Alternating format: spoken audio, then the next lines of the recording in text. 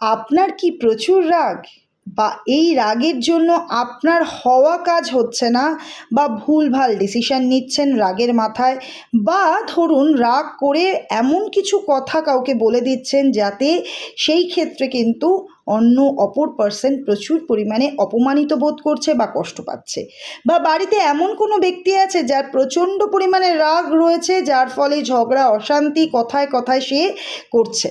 আজকে তার জন্যই রেমেডিটা শেয়ার করতে এসেছি। অবশ্যই শেয়ার করবো, তবে তার আগে বলবো আমার ভিডিও আপনার ভালো লেগে থাকলে লাইক সাবস্ক্রাইব ফলো করতে ভুলবেন না। কমেন্ট বক্সে থ্যাংক ইউ ইউনিভার্স লিখে এনার্জি এক্সচেঞ্জ করুন। কি করবেন?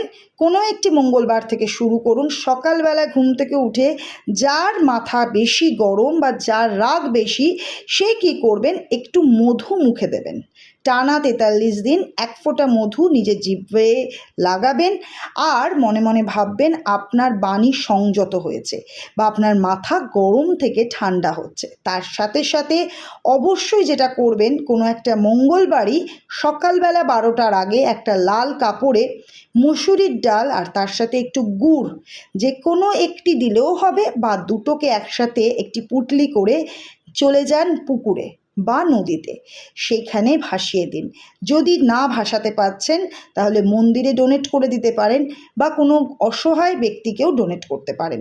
এতেও কিন্তু আপনার যে রাগ, তাতে কিন্তু সেটি প্রশমিত হবে, কিন্তু যাকে ডোনেট করছেন তাতে তার কোনো ক্ষতি হবে না।